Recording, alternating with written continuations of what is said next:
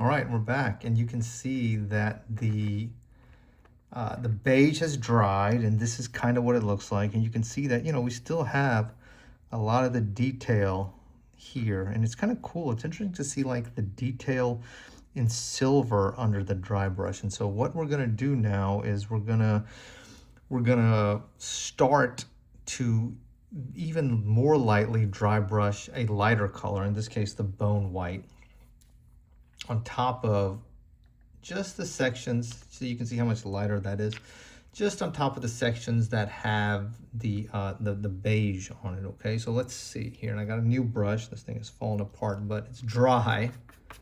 So let's see. I'm just gonna, I put it right on top of the other paint, so maybe I can pick up a little bit of that, at least initially. And so let's see what this dry brush looks like and what it kind of picks out.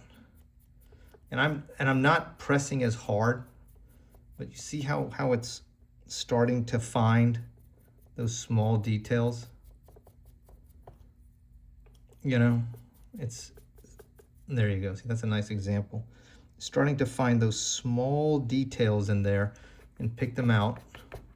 So a little more paint.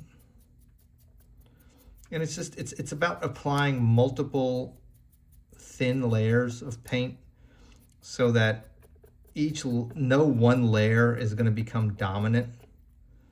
So you can see, like, just look at this side of the miniature versus this side of the miniature. It's maybe hard to tell under these lights, but yeah, you can see it maybe here. So it's just picking out a little bit of those highlights and making it more of a white line as opposed to a beige or silver line. And I'm not pressing hard, I'm letting the details do the work. I'm letting the sculpture work, and believe me when I say these are just beautiful miniatures. God, these are well made. Very difficult to put together, though. They are very intricate. They only go together in one way, and it's almost like a little puzzle you have to solve. They don't go great with plastic cement either, because the kind of plastic they use, so they require a lot of super glue. So, these are mostly assembled with tears and super glue in equal parts, which makes it a challenge. But once they're together, oh man, they're beautiful. All right, so the white lion is, it's looking pretty good. It's looking a little more white now. And of course, the tail. Look how I'm using the dry brush. I'm just doing that.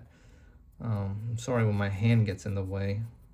It's funny how hard it is to paint whenever you have to also manage a camera.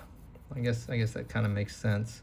Usually you can just adjust it any which way you want, but when you have a camera, you have to always kind of at least be mindful of, hey, make sure it's in the frame, make sure it's kind of focused-ish.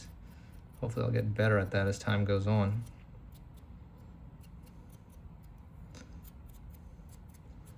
Okay, we're making like major progress here.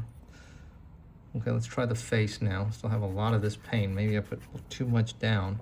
It doesn't take much, you know what I mean? So look at this, look at his flank, and then look at the face, and you can see kind of the difference between just the beige on silver versus the bone white on beige on silver. And so it's gradually pulling that together. Then let's see. So I'm going to just get even more of this off, and I'm just going to just maybe gradually just drag it across. And I don't do a great job getting it off, but it's working. Yeah, that looks really good. Look at that. Look at that. It kind of comes to life whenever you just apply a little bit of simple dry brushing.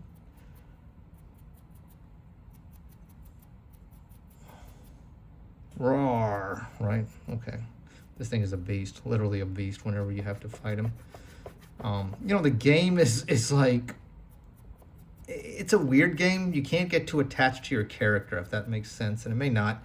You're trying to create like a settlement, like a village, and anybody that kind of plays the game, please like chime in and just give me your impressions of it. Yeah, I mean, I'm liking where this is going so far. I have a lot of this white, and I honestly think I have too much of the white, so I'm not gonna use it all up. Picking up the ears. Things like on lion miniatures or something like that, whenever you see like an ear, you gotta kind of pay attention to that. And I'm gonna just apply a little bit to at least to the first part of the mane that's close to his face, because it's gonna kind of like start off like this and then become like a silver mane, if that makes sense. So you don't have to be too careful right there. Okay, not bad. I think that's pretty good. I mean, look, without much, like, you know, primed it black, slathered a bunch of just silver from Vallejo on there, and then just 2 consecutive layers of dry brush. That's German camo gray, camo beige, one of my favorite colors ever, as you can tell, and also bone white. I mean, we've got a lion, you know, we could probably play this, you know, and feel okay about it. You know, I think the key here is to kind of pick out some of these details.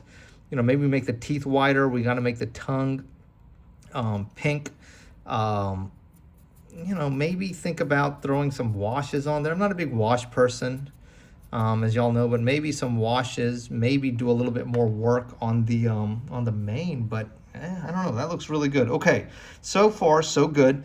So give me a moment and I'm gonna dry the brush, clean the palette, and then we're gonna just, I don't know, maybe even finish this thing up tonight. I mean, so from sitting on my shelf for years to, okay, let's just get this done in like 30 minutes. That's awesome. Okay, be right back, all right, guys?